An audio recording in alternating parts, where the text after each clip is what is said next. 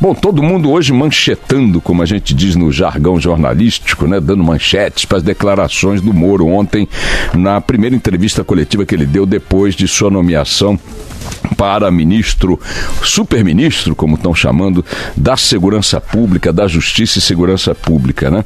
Muito destaque ontem. A entrevista do Moro durou, acho que mais de 2 horas, né? Uma coisa bastante significativa, positiva.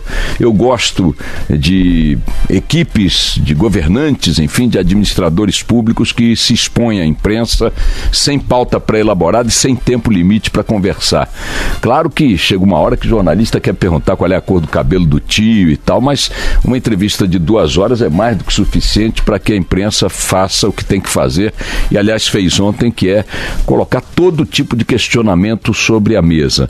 Eu vou me concentrar no binômio do Ministério, vou deixar de lado um pouco considerações de caráter geral, se política, se é compatível, se não é e tal, que a gente já discutiu aqui em outras ocasiões, e eu acho que remete a um campo da opinião sobre a conduta do Moro, tendo aceitado esse convite. Esse assunto está aí já discutido pela sociedade. Há quem entenda que foi imprópria a ida dele para o Ministério, que isso macula a isenção da Lava Jato. Há quem entenda que é um avanço em coisas essenciais que são o que interessam à sociedade, de combate à corrupção num plano federal, de fato dentro do Executivo. Como eu brinquei aqui outro dia, a entrada dele no governo, seja qual for o desdobramento, tem como primeiro sinal uma lavatização do Executivo brasileiro. Colocar uma figura dessa referência no combate à corrupção dentro da esplanada dos ministérios, dando-lhe um ministério dessa relevância e agregando a ele a questão da segurança pública, sem dúvida é uma sinalização que lá na frente, se houver incompatibilidade, vai ficar claro para a sociedade também. Se a ida dele para lá, para sinalizar um combate à corrupção num escalão primeiro do governo federal, é uma manobra publicitária, como muitos estão dizendo, uma manobra política, como muitos estão dizendo, ou até contraditória, isso aí em pouco tempo vai ficar muito claro para a opinião pública, e aqueles que tentaram ou que eventualmente armaram isso, se é que isso foi uma armação, vão ficar expostos pelas consequências do que fizeram. Então eu não vou me concentrar nesse aspecto, repito, até porque ele já vem sendo discutido desde o primeiro momento e tal, com as opiniões de cada lado bastante consolidadas. Vou me fixar, repito, no binômio da gestão que começa em janeiro do senhor Sérgio Moro à frente do Ministério, que cuidará de corrupção, né? O Ministério é da Justiça, mas ele vai cuidar de corrupção, de combate à corrupção e ao crime organizado. As medidas para combate à corrupção, o Sérgio Moro já tem na cabeça de forma muito claras, e também em testes práticos, ainda que em menor dimensão do que aqueles que poderá realizar, também com resultados bastante, significativos, e mais do que significativos, resultados que sinalizam uma forma de atuar que, uma vez intensificada, produzirá resultados em dimensão maior, na mesma linha do que vinham produzindo até aqui.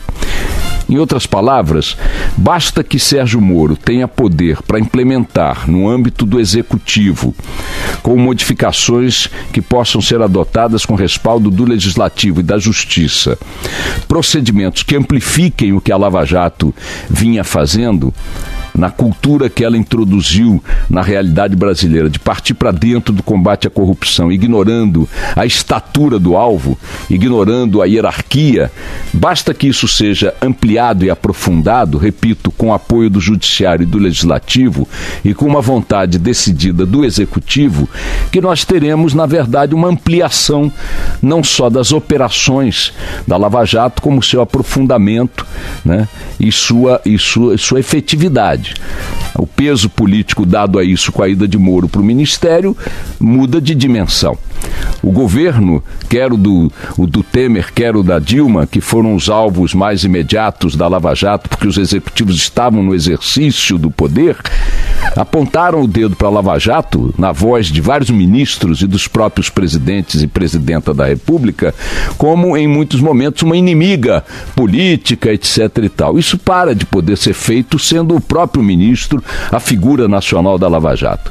Então, você de imediato elimina a possibilidade do governo como executivo, como uma das forças da República, ficar ali operando, conspirando contra a Lava Jato, nomeando chefe da Polícia Federal que tente criar problemas para as investigações ou para os processos, né? Nomeando ministros que sejam hostis nas suas declarações, nas suas condutas à Lava Jato e principalmente criando muita dificuldade para ações de bastidores que tentem solapar essas ações. Então, no campo da corrupção, eu acho que o terreno para consolidação, para enfim, sucesso da gestão do Moro está mais tranquilo, está mais evidente. Repito, vai ser só aumentar, intensificar, aprofundar, expandir aquilo que ele já vem fazendo, ou já vinha fazendo como juiz, o principal juiz da Lava Jato. Ele ontem declarou que pretende levar para a sua equipe no Ministério, desde que aceitos os convites, alguns membros da própria equipe da Operação Lava Jato, né? A questão relacionada às medidas, 10 medidas contra a corrupção, o próprio Bolsonaro já disse que vão ser reativadas, ou seja, havendo aí uma ampliação legal para a Operação contra a Corrupção.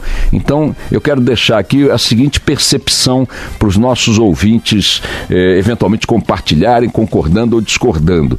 Me parece que nos dois campos em que Moro sinaliza publicamente que vai atuar mais intensamente, combate à corrupção e ao crime organizado, o primeiro deles, que é o combate à corrupção, tende a prosperar naturalmente, de forma mais intensa, mais positiva, com a percepção pública acompanhando os resultados dessa trajetória que me parece a mais natural, a mais evidente. No outro pé que sustenta esse binômio, o buraco é mais embaixo. O tal do crime organizado não se ressente, por exemplo, quando você pega uma arcola e bota dentro de uma cadeia. Quando você pega um grande chefão do crime e bota dentro da cadeia. Porque esse crime organizado não só tem uma capacidade de sucessão na sua hierarquia muito mais dinâmica, muito mais efetiva, como a colocação desses chefões dentro da cadeia, tem mostrado aqui os fatos, não interrompe a sua conexão com seus grupos criminosos e com o que eles realizam. O crime organizado não é abalado quando você atinge uma reputação. Vou dar aqui um exemplo da efetividade da corrupção, sem que ela seja uma efetividade de cadeia, de condenação, de cumprimento de pena. O senhor Aécio Neves não está na cadeia, mas está destruído politicamente. Pegando o exemplo do Aécio, você pode aplicá-lo em medidas e intensidades distintas a muitas outras figuras da política que, alcançados por investigações contra a corrupção, a simples repercussão em torno dos fatos a que se ligaram de forma espúria, fez com que o resultado atingisse duramente, de forma letal, as suas organizações, suas articulações, sua possibilidade de continuar no poder na mesma dimensão em que estavam antes. Agora, quando você faz isso em relação a um chefão criminoso, não produz esse tipo de consequência na sua organização, na sua capacidade de articulação. Significa que para enfrentar o crime organizado não bastará apenas alcançar a figura pública, né, do criminoso mais famoso. O buraco é muito mais embaixo. E a sociedade, que espera nessa área resultados também efetivos, terá que se preparar para esperar mais tempo por esses resultados. A ponta final dessa falta de resultados ou de enfrentamento eficaz faz com que o Brasil tenha 65 mil homicídios por ano, dos quais se resolve, com condenação e cumprimento de pena, menos de 10%. Faz com que os presídios estejam na mão de organizações criminosas, o sistema prisional está na mão de organizações criminosas.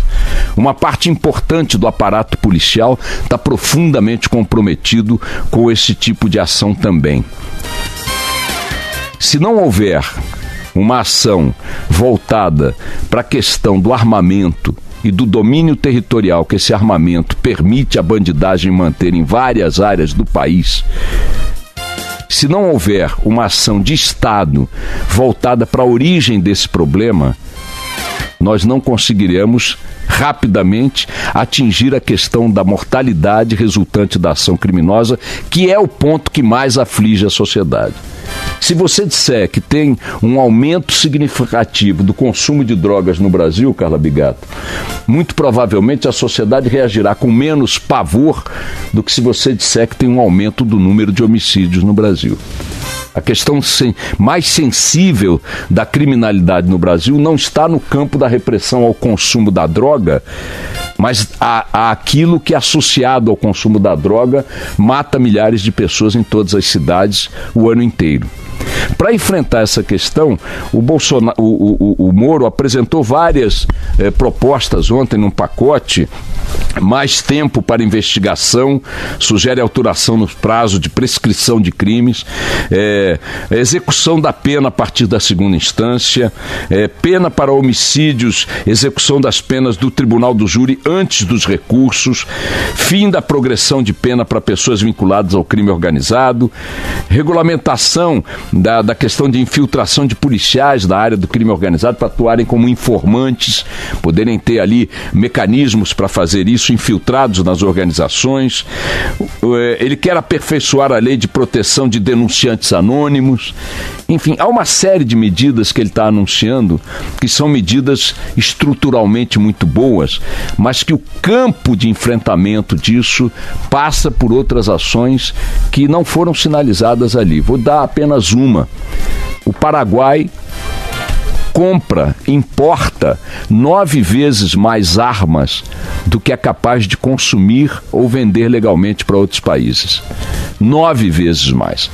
Para onde vocês acham que vão 90% dessas armas? Vão para o Brasil. De que maneira? Na mão vocês viram aí a Argentina ontem fazendo uma gigantesca apreensão no sábado, 600 armas de grosso calibre, dezenas de milhares de projéteis, armamentos foram presos em 3 cidades argentinas e que estavam sendo trazidos para o Brasil, para o Comando Vermelho. A Polícia Rodoviária Federal, a Polícia do Rio e a Polícia Federal têm feito apreensões crescentes de armamento trazidos do Paraguai para organizações criminosas no Brasil, PCC, Comando Vermelho, não sei mais o que.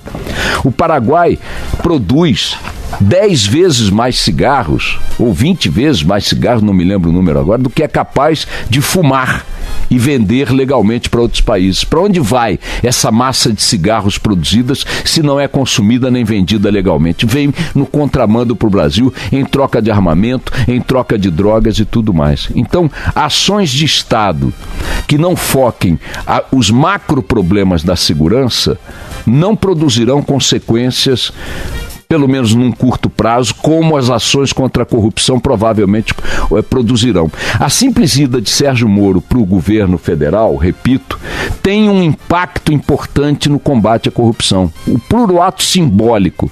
Pergunto, qual chefão criminoso está preocupado com a presença de Sérgio Moro ou da Madre Teresa de Calcutá no ministério? O mundo é outro no crime organizado. O enfrentamento é outro. E nas ações apresentadas ontem por Moro, desejando a ele todo o sucesso possível, vi vários anúncios importantes no ponto de vista da estruturação, da legislação. Mas as ações de macro-enfrentamento não me pareceram colocadas ali de maneira clara.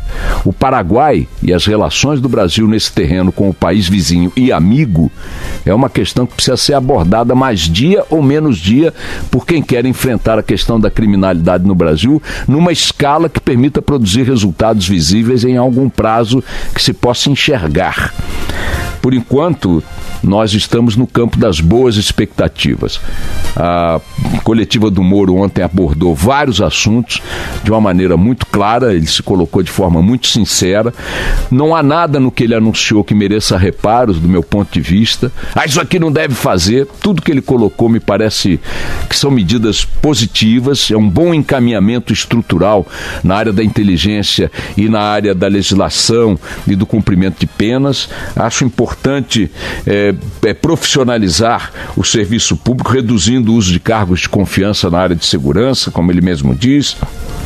Fazer um banco de DNA de criminosos para permitir identificação, controle de comunicação nos presídios, uma maluquice. Ontem o Jornal da Band deu que um meteorito que está chegando aí à atmosfera terrestre tem um formato tão incomum que a NASA está dizendo aí que pode ter sido mandado de propósito, ou seja, tem alguma civilização, segundo essa notícia, de alienígenas, já querendo entrar em contato com a Terra, mas mandando uma pedra para cá. Tudo bem, é um primeiro contato. Pois bem, já tem contato cósmico acontecendo, segundo a NASA, e nós não conseguimos controlar a comunicação em presídio, pô. Então é evidente que essas medidas do Moro são elementares e são positivas. Mas, repito, a escala do problema não foi tocada. A escala do problema está no controle de fronteiras, no controle das rodovias que vêm do Paraguai, que vêm da região de onde vêm as armas. Não estou nem preocupado com as drogas, estou preocupado com o armamento. Um traficante fumando um baseado não domina um território. Um traficante usando uma AK-47 domina. Um traficante cheirando uma fileira de cocaína não mata um policial. Um traficante com uma R-15 mata um policial. Este é o problema central que eu percebi que não foi, não sei por que razão, enfrentado ontem de forma pelo menos concentrada ou com destaque pelo Sérgio Moro. Repito, ele vai prosperar muito rapidamente no campo da corrupção, do combate à corrupção, e os resultados no campo do crime organizado, a sociedade brasileira, ainda que com esperança, vai ter que esperar bem mais para ver. Vamos lá, toca o barco.